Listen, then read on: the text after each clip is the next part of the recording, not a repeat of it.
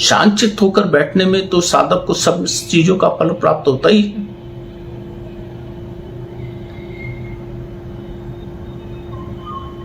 आंतरिक ऊर्जा को ग्रहण करने की कला को, प्राण तत्व का अंदर की अवस्था को धधकना कहते हैं।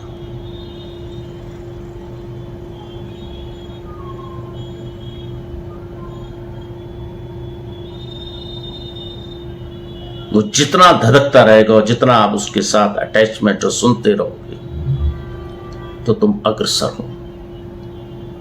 तुम्हें ना कोई व्याधि आने की जरूरत है, कोई बीमारी भी कोई शरीर के अंदर नहीं आएगी। किसी नाड़ी में ऊर्जा का स्रोत अगर कम हो जाता है तो नाड़ी का बंद होना या ब्लॉकेज हो जाती है, कई बार कुछ रोग आ जाता है, दोष आ जाता है। तो जितना उसके अंदर आंतरिक हीट बढ़ेगी, आंतरिक हीट बढ़ने के साथ उसके अंदर के जो दोषपूर्ण अवयव होते हैं वो निकलते हुए, उसी के साथ रस के होते हुए पसीने के रूप में या आंखों की गंदगी के रूप से या नाक नसिका के साथ, मुंह के साथ या मलद्वार के साथ बाहर विसर्जन हो जाते हैं।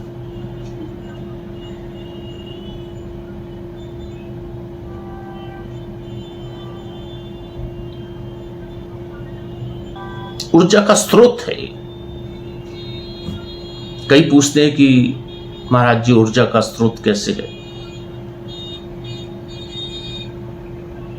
प्राण में चेतना को तो ऊर्जा कहते हैं।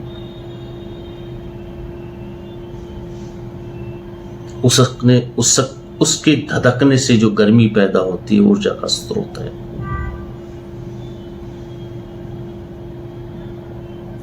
और वो जो शरीर के बाद बाहर निकलकर जब ब्रह्मांड से टकराती है तो महाप्राण से मिलने की क्रिया होती है, सतगुरु से मिलने की क्रिया होती है, सागर से मिलने की क्रिया होती है, कुछ न कुछ नया करने की क्रिया होती है अपने जीवन में।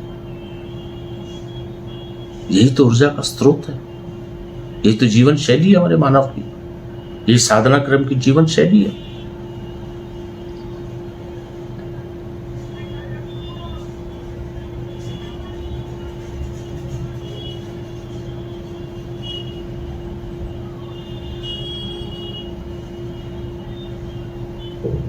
अधिकांश मानवों को नहीं पता कि शरीर के अंदर ऊर्जा का स्रोत कैसा रहता है।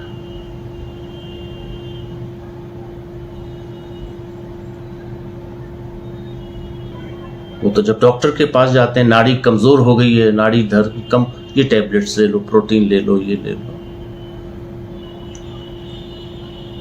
जब अंदर से गर्मी तापमान बढ़ रहा है तो आपके पास सूखी रोटी, दाल, जो संतोष की क्रिया धर्म, वही तुम्हारे जीवन की शैली को, शरीर को पुष्ट उष्ट करता हुआ तुम्हें अग्रसर करता है। बादाम खाने से कुछ बहुत बड़ी चीज नहीं हो जाती। आंतरिक सज्जा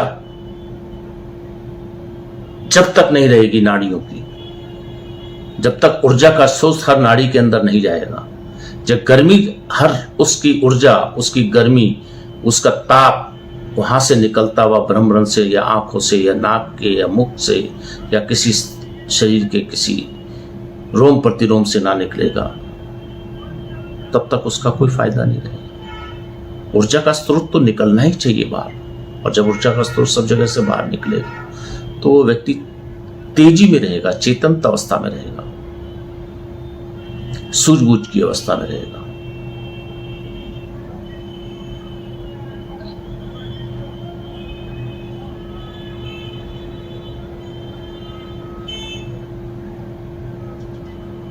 तो ये चीजों को करना चाहिए हर एक व्यक्ति को।